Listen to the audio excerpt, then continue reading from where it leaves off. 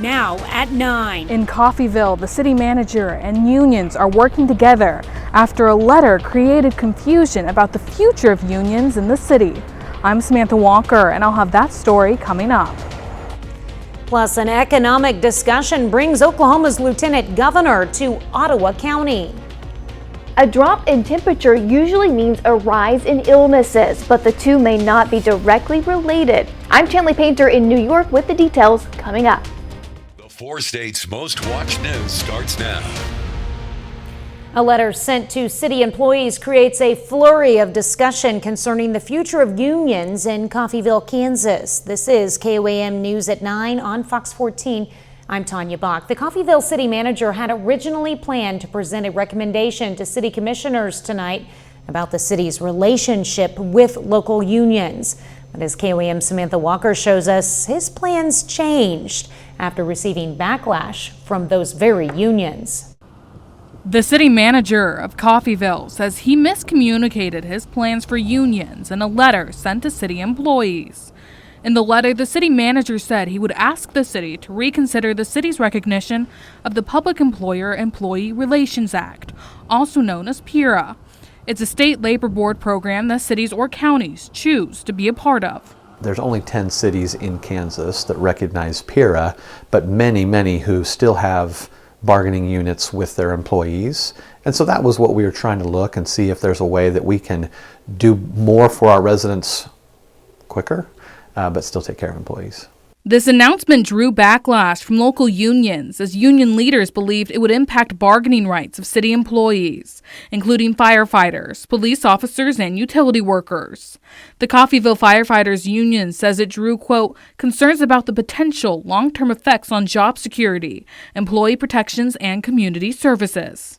The city manager says he was initially surprised by the reaction to his letter, but he says he now understands how miscommunication on his part might have created confusion about his intentions. That letter came from a 30,000-foot view of how a city manager looks at things, and I think down to the individuals, they were reading things in there that did not translate over to their job, their role, and so we turned it off. As soon as there was a major issue, it's like, okay, let's slow down, let's approach this differently, let's have conversation. The city manager and union leaders say they are now working together and discussing potential plans to move forward. In a statement to KOAM, one Coffeyville union president says, quote, we believe this resolution reflects the value of collaboration and communication in addressing complex issues. We have great employees at the city, and I was really excited to continue to work with them. I think they see some of those good changes we're proposing, and they want those too. Reporting in Coffeyville, Samantha Walker, KOAM News. And several community members and union members spoke during the public comment period of tonight's city council meeting. They thanked the city manager and city officials for the open dialogue now created regarding the union situation and for clarifying what is happening. Meteorologist Lindsay Gaffney joins us now with a first look at weather. Well, temperatures have been cooling down as we head into this evening. It feels a few degrees cooler because we do have a west-northwest breeze that's going to be blowing in as this front continues to push through. So it is a dry front, but those temperatures are dropping, and as that wind continues to gust up to 25 miles per hour, it's going to feel a little bit cooler than the actual temperatures, especially out on the Missouri side. In some of our northern counties, Iola, Fort Scott, Yates Center, with wind gusts up to 25 miles per hour, and those winds are going to shift out of the north. Though this is a dry front, we've got a few clouds, but overall we're going to stay mostly dry. Temperatures, though, are going to drop pretty significantly. We've been warm for a couple of days, but we're starting off the morning in the low 20s. It is going to be pretty sunny all day long, but we're really only warming up to the mid to upper 30s, but I'll have a full forecast coming up. All right, thanks, Lindsay. Joplin City staff and workers in the Donald E. Clark Justice Center will experience a planned power disruption tomorrow morning, and that includes the Joplin Police Department. During this time, the public will not have access to the building. Staff will be working with contractors to replace the main electrical switchgear, which dates back to 1967 when the building was constructed.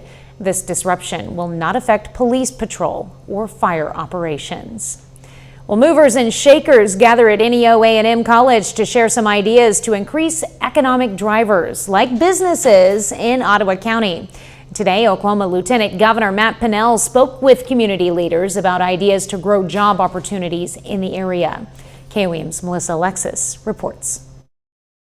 It's like a can-do attitude, like, as we're talking, let's make things happen. Growth is on the horizon in Ottawa County. Getting to have those conversations face to face, that's a great opportunity. The Miami Regional Chamber of Commerce hosted its final luncheon for 2024 with the Lieutenant Governor of Oklahoma, Matt Pinnell, as the featured speaker. He's keenly aware of the challenges that rural communities face in Oklahoma when it comes to economic development. Things like infrastructure issues and the cost of developing new projects. The Lieutenant Governor brought his ideas for the future of Ottawa County to NEO A&M College to inspire economic growth in Ottawa County. Help drive some more business to this area of the state, help create more sales tax revenue as well from a tourism perspective.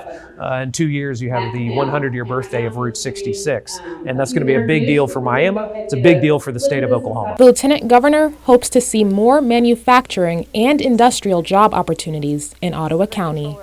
And he says aerospace engineering will soon bring more job opportunities to the entire state. Aerospace industry, it's the second largest industry in the state of Oklahoma today. $44 billion economic impact. Over 200,000 of our kids and grandkids inside the state of Oklahoma are employed by aerospace companies. That's the kind of world that we are living in. Shannon Duhan, president of the Miami Economic Development Service, says they have big plans to benefit economic growth in Miami rolling out very soon. I think people are going to be happy because over the next few weeks we're going to make some new announcements on some other things that are coming to town. His goal is to see Ottawa County and its residents thrive economically. Hopefully at the end of the day, when their time comes to pass things down to their children, that they can leave a little bit more to their children than was left to them. Reporting in Miami, Melissa Alexis, KOAM News. The luncheons are a reoccurring event by the Miami Regional Chamber of Commerce to come up with new ways to drive growth and progress in Miami. Well, coming up, nearing a deadline. A looming government shutdown at the holidays. I'm Chad Pergram on Capitol Hill. More on that story coming up. But first, a drop in temps usually means a rise in sickness, but the two may not be directly related. We explain. Health experts debunk the old saying, don't go outside without a coat or you'll catch a cold. But cold weather does have a connection to a rise in illnesses. Fox News correspondent Chanley Painter explains. The cold weather often signals the beginning of the holiday season and the flu season. The Centers for Disease Control and Prevention says hospitals prepare for a rise in illnesses and emergency department visits each winter.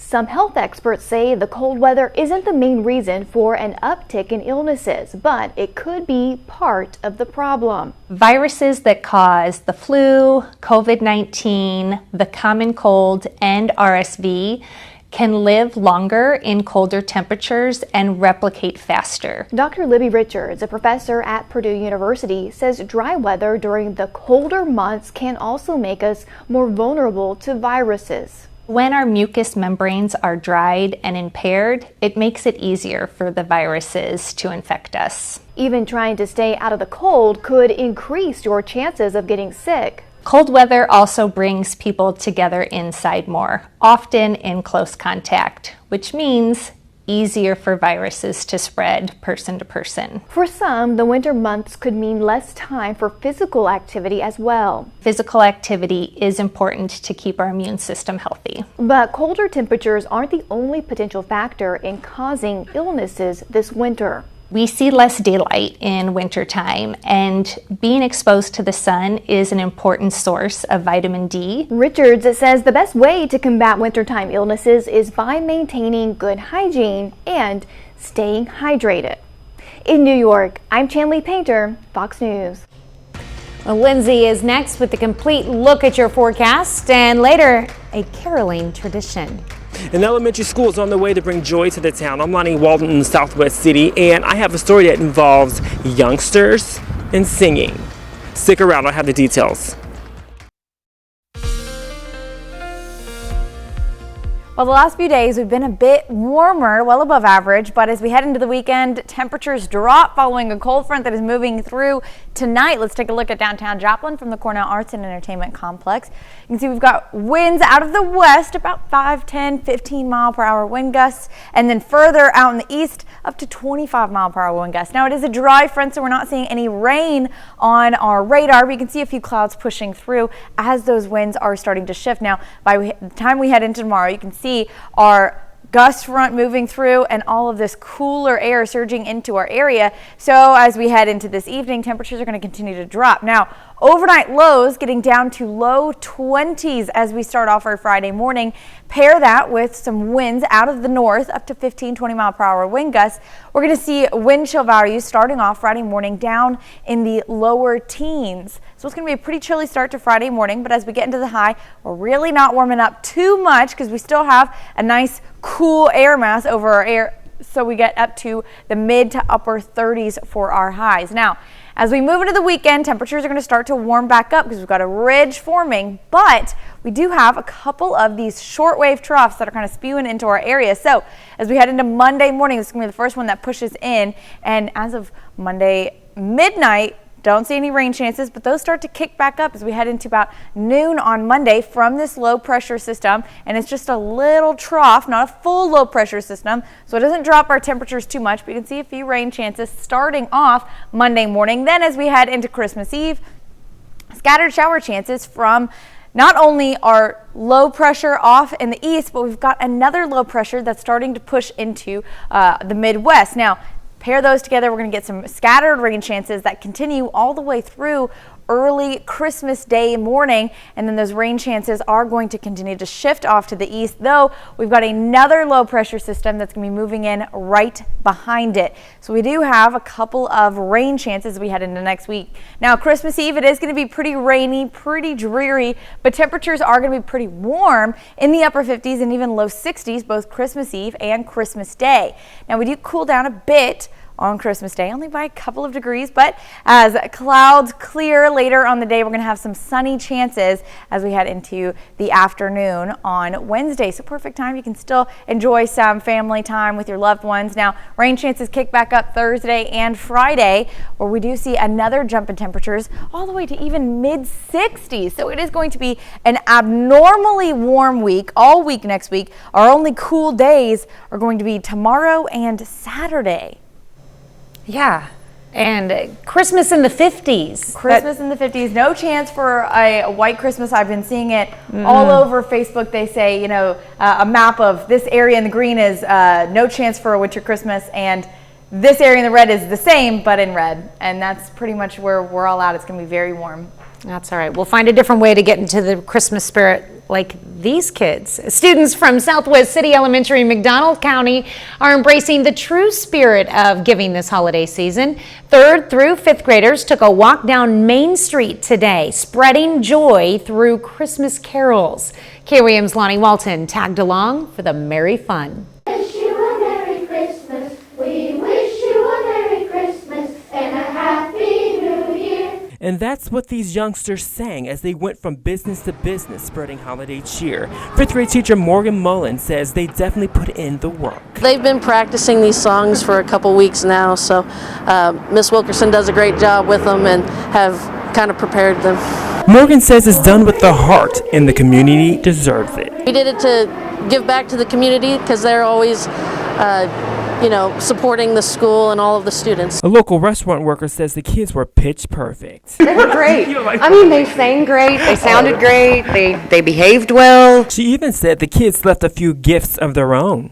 They left us little notes telling us how much they enjoyed singing for everybody. Mullen says for the students, caroling outdoors is a great alternative to the classroom. I love seeing the students get out of the classroom and interacting with the people in the community. And that's exactly what these two young birds think. I like going around to different places and singing for them. I love giving back to the community, and I love seeing the smiles on their faces. And although they may like singing in a group, singing in front of a camera is just not their thing. No. You want to, you can. Okay. Mullen says it keeps the cheer going. It really does bring some Christmas cheer to the community. And the community says they're doing a great job. Reporting in McDonald County, I'm Lonnie Walton, KOAM News. Well, the Southwest City Elementary principal says the kids have received a lot of positive feedback from the community. I can see why. Well, coming up, Amazon faces a major strike at the worst time of the year. Amazon is facing a major strike in the middle of the holiday shopping season. I'm CB Cotton here in New York, and I've got the details coming up.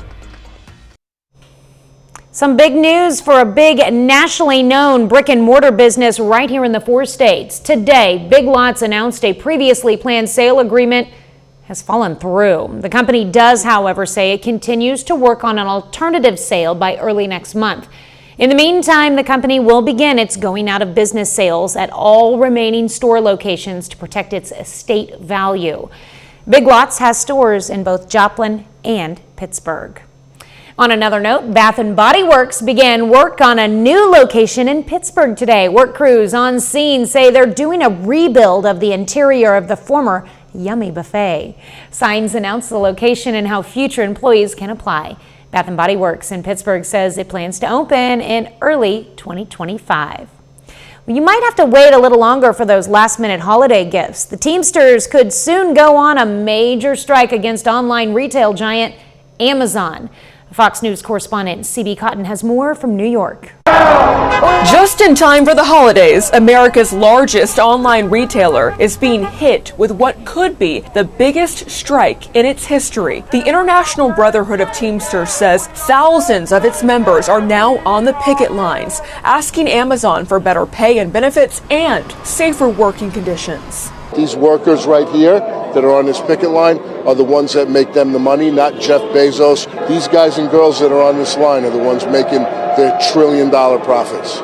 The union is blaming Amazon executives for ignoring a December 15th deadline to restart contract negotiations. But Amazon is pushing back, claiming its operations will not be disrupted since the Teamsters only represent about 1% of its workforce, about 7,000 employees. The company also says this is more about politics than pay, writing in part, quote, "The Teamsters have actively threatened, intimidated, and attempted to coerce Amazon employees and third-party drivers to join them, which is illegal." Right now, the strike is taking place in 4 states, New York, California, Illinois, and Georgia. But it could expand if negotiations don't resume. And the Teamsters say they're in it for the long haul. It doesn't need to be that way. All we want is fair wages. And we'll be here till they get them, okay? Amazon is the world's second biggest private company behind Walmart. It reported a net income of almost $40 billion in just the first 9 months of the year. In New York, CB Cotton, Fox News. Up next, after a crash course in economics, elementary students in Carthage cut the ribbon on their new itty-bitty city. Second grade students at Columbian Elementary School in Carthage created their own itty-bitty city. As KOAM photojournalist Ty Park shows us, it's the perfect opportunity to introduce the students to the world of economics.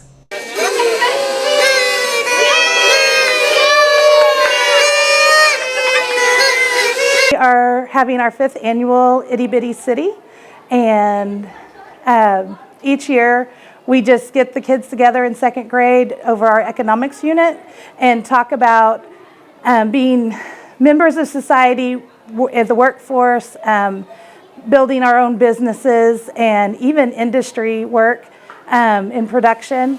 Each kid forms a group and they make their own storefronts, commercials, and we'll sell to 1st grade. 1st grade comes in and buys every year, so then they're excited next year when they come. And they get $10. 1st grade gets $10 to spend on their on the items, and they have to decide the cost benefits of that. We have a Snacks of Kindness store in which they're selling chips and cookies and juice, but then other kids have decided to do like an arts and crafts store, and they made ornaments to hang on trees, gingerbread candy ornaments or snow globe ornaments, and the bracelets, the Jingle Bell bracelets, and hot cocoa. We almost always have a nail salon, and the girls will do hand massages and nail polish and even nail art. Or sells hot chocolate. Because I like it a lot. I hope they take away that they can do things. Things are hard and they have to redo and try again, but most of all that they can do what they set their minds to. Well, 30 more minutes of news, weather, and sports is coming your way. Congressional Republicans say there's an agreement on a new government funding bill, but will it pass before tomorrow night's deadline? Plus, the FAA bans drone operations in several parts of New Jersey. You're watching the Four States most watched news. This is KOAM News at 9 on Fox 14. I'm Tanya Bach. Congressional Republicans say there's an agreement on a new government funding bill, but Democrats say the GOP will be to blame if it does not pass by Friday night's deadline. Fox News senior congressional correspondent Chad Burgum has more. With only hours to go, congressional Republican leaders pulled together new legislation to avoid a government shutdown. Well, we're focused on making sure that doesn't happen, but, we're not the only ones who control that. Conservatives in both the House and Senate pressed for a stopgap funding bill in hopes of giving President-elect Trump a clean slate to start his presidency next month. But on Wednesday, House Speaker Mike Johnson scrapped a bipartisan agreement at the last minute after Mr. Trump and others called for it to be paired with a debt ceiling hike. Elon Musk, an unelected man, said, "We're not doing this deal." And Donald Trump followed along. So here we are, once again, in chaos. The original 1,500-page spending bill would have extended funding until mid-March, but one of its most unpopular components was a pay raise for lawmakers. Some Republicans are calling on Mr. Trump to step in and help Johnson sell a new bill. On the Republican side, he's got a bunch of free-range chickens. I'm not criticizing them, but they wander off, and Mike can't catch all of them by himself. Even if it passes the House, the legislation would still need to be approved by the Democratically controlled Senate, though Democrats say they're not interested in a Republican-written bill. They should remember one thing.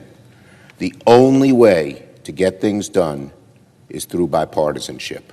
The only way. To avoid a weekend shutdown, Johnson may need to break a GOP rule mandating 3 days to read the bill. On Capitol Hill, Chad Pergram, Fox News. Well, after weeks of investigation, there's still no word on where all of those drones are coming from. The White House says there's no danger, but the FAA is now banning drones over parts of New Jersey. The new directive gives the government the right to use deadly force against the drones if they pose a threat. It's still not clear where they're coming from, but the president-elect is accusing the White House of a massive cover-up. Ultimately, experts are split about why we're seeing such a big uptick in drone sightings. But most agree more needs to be done to determine if there is a risk and how to stop it.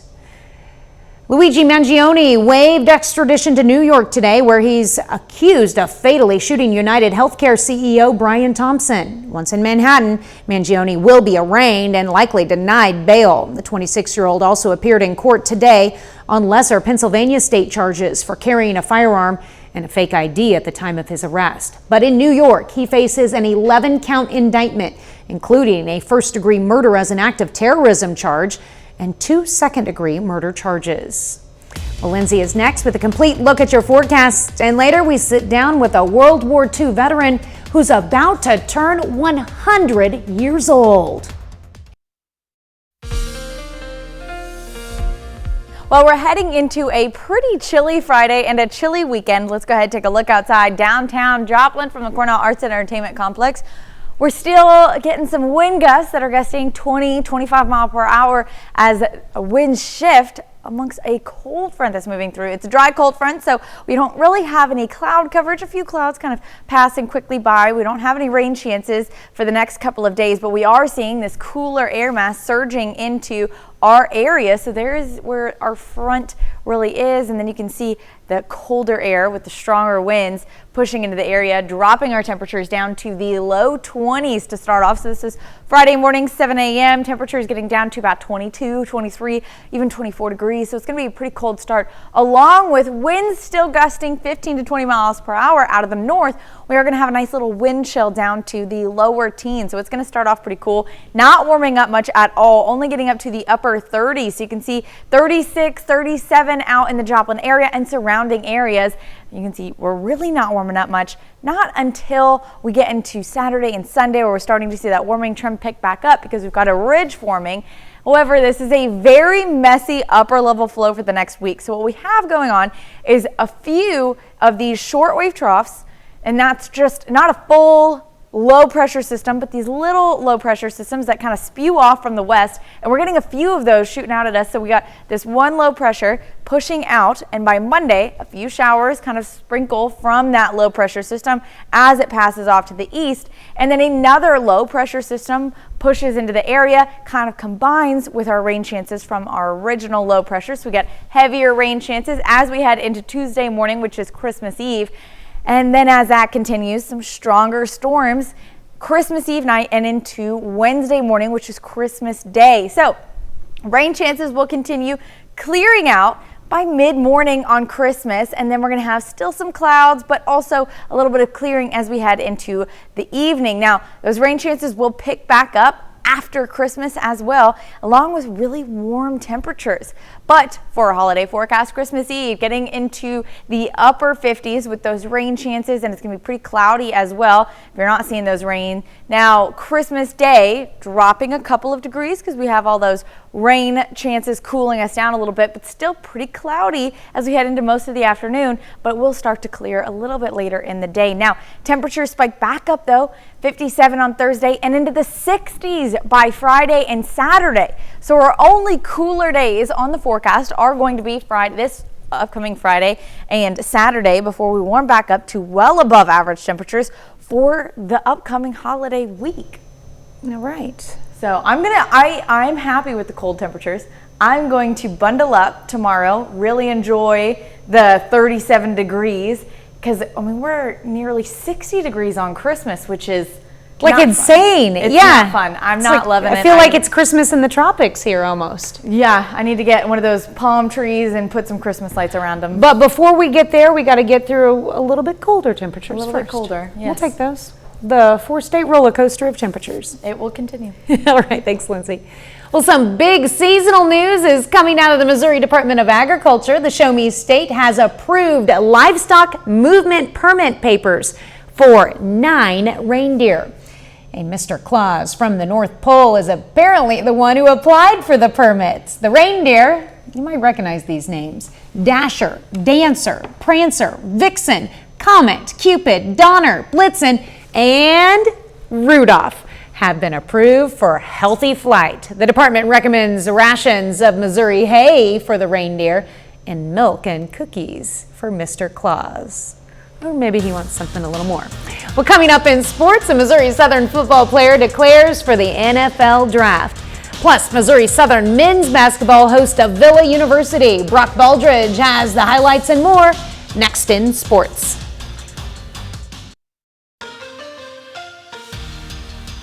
Missouri Southern men's basketball is playing in their final home game of this calendar year. The Lions lost the previous matchup to Northeastern State last Tuesday. Southern is aiming to bounce back after a loss as they host the Avila Eagles in Joplin. We start things off in the first half. Lions waste no time as Isaiah Atwater drills a three-pointer from the corner. Southern leads by 4. Very next possession, Justin Duff connects with his own three-pointer. Missouri Southern got out to a big lead in this one. The Lions led by 7 points at that point in the game. So we continue on with the fast break right here. Big opportunity here as Martin Macinas with a no-look pass to Justin Duff. He does the rest. Duff finished the game with 14 points tonight. Missouri Southern takes a 25-point lead into halftime. We go to the second half. Some pick-and-roll action here. Martin Macinas finds Tyrone Wright, and he finishes a layup. And then Missouri Southern gets a much-needed boost from Jamari Lawrence. He knocks down a three-pointer there from the corner and finished the night with 14 points. Missouri Southern gets a big victory over Avila. Lions beat the Eagles 94-56. I thought we came out with great energy, great effort, and we wanted to play with shocking effort. And so when people watch us, man, those dudes play hard. And I thought we did that for 40 minutes, and I thought it showed. We're not satisfied. You know, we wanted that win the last game, but we got this one, so we just want to keep getting better and better, building off this one, and take the things we just did this game and take it to the next level for our next game when we come back from the break. Over to women's college hoops, Pitt State has their 9-game winning streak snapped in Fort Lauderdale as the Gorillas fall to Nova Southeastern 72-63. That was the final score there. 3 Gorillas scored in double digits, but it wasn't enough. Pitt State will look to bounce back as they face Colorado Mesa tomorrow morning. Well, on Tuesday night, the Oklahoma City Thunder lost to the Milwaukee Bucks in the NBA Cup Final. The Thunder have a quick turnaround as the team has to fly across the country for a road contest. We start things in the first quarter. Thunder down by 3. Shai Gilgeous-Alexander knocks down the turnaround jumper. Take another look at this. Shoots this up and over the backboard for the bucket. He had 24 points in the first half alone. We jump ahead to the fourth quarter. Magic down by 6. Anthony Black drives to the rim there, gets the floater to fall, and then Black drains the step back 3. Big shot right there. Anthony Black finished the night with 23 points. Magic down by 3. Later in the fourth, Thunder up by 5. Jalen Williams drives and throws down the hammer with a big dunk right there. OKC up by 7. Later in the fourth, OKC up by 12. Off the turnover here, Gilgeous-Alexander lobs it up to Aaron Wiggins for the alley-oop dunk. Thunder go on to win it 105-99. Missouri Southern tight end Deontay Campbell posted on his social media platforms that he intends to declare for the 2025 NFL Draft. Campbell spent 2 seasons with the Lions after transferring from Highland Community College. During his time with Missouri Southern, he had 63 catches for 876 yards and 10 touchdowns. Big matchup on Thursday Night Football tonight. The Denver Broncos and the LA Chargers look to stay in the AFC playoff picture. This game is still in progress at last check. Chargers lead the Denver Broncos 27-24. This game's gone back and forth all night. Well, that's your look for sports. Back with more news after this. Homer LeSueur is a World War II veteran who will be turning a century old on Christmas Day. KOAM's Anthony Saviello went to visit him before his big day and shares the stories of 100 years of life. We left out of there with equal to a broadside. Homer LeSueur's time is now spent telling the stories of his life, 100 years worth. We went out 4.5-hour mission. 5.5. Mm-hmm. Got back and thought we was going to get to land. Darn if they didn't give us another 5.5 hours, so I got 11 hours in the first time I was up. The World War II vet no longer finds himself in the tail gunner seat of a plane. Instead, it's a recliner, carefully positioned to see the whole room. And makes you float. It really does. His perfectly polished shoes are now replaced by a pair of slippers, and his uniform now replaced by a flannel and a warm blanket. 100 years of blessings. I have been blessed. The Lord spared me, gave me the time to spend here, and I hope I've done what He had in mind for me to do. If I've accomplished that, then I'm a happy trooper. And memories of ones he lost. We was getting ready for the wake mission. And he came over and he put his arm around me and he said, I want you to know I appreciate you and all you've gone through with me. And he said, I have a lot of respect for you and I thank you for backing me up. So another 15, 20 minutes he was gone, bless his heart. Happy birthday. He may no longer be in a plane.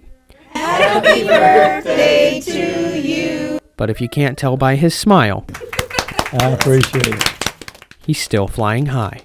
In Neosho, Anthony Saviello, KOAM News. Now, Homer was visited today by not only family, but also got the chance to meet a few active duty service members as well. Well, coming up, Sonic the Hedgehog is back in theaters this weekend. We sit down with the cast after the break. The action-adventure series Sonic the Hedgehog continues in theaters with Part 3. The cast joined us for a preview as this popular, family-friendly franchise continues. Here's Fox's Ashley Dvorkin. The threequel, Sonic the Hedgehog 3, races into theaters with Sonic, Knuckles, and Tails reuniting to battle a mysterious enemy named Shadow. It's literally just bigger, and obviously there's like, I think, more mature themes in the sense of not anything that's like a kid can't watch, but in the sense that I think adults are gonna enjoy as well, and actually maybe even have conversations afterward. I think the action is more exciting. I think we have 2 Jim Carreys. We have Keanu Reeves as Shadow. We're kind of watching Sonic grow with the franchise, which is exciting, while him still being very funny and heart forward. So I think the action sequences are gonna be bigger than they've ever been. The comedy's gonna be more hilarious, and we have John Wick. It's unbelievable. The cast says it's fun getting to know new co-stars like Keanu Reeves, even when they just share an animated screen. I guess we can't really say we worked with Keanu, but I mean, I'm telling everyone I worked with Keanu. But even though we were never really on set together. To have met him in person and all of us together, and it was the vibe that it feels like on screen. Like, it feels cohesive. It feels like everybody's excited to be here, to do their job, and to play their part. They're excited to deliver another action adventure for longtime fans of the franchise. They have kind of stuck with me and stuck with us since that first trailer. When they saw us change it and then be like, this is amazing, you're listening to us, you see us. I think we, and me as a fan, are hearing them and really making these movies for the fans. What did you do? What I had to. In Hollywood, Ashley Dvorkin, Fox News. All right, Keanu Reeves is in this one. I'm officially excited about it. That's our time for tonight. Thank you for joining us. We're going to leave you with video of a tapir at the Belgium Zoo enjoying Christmas gifts. Have a great night and an even better tomorrow.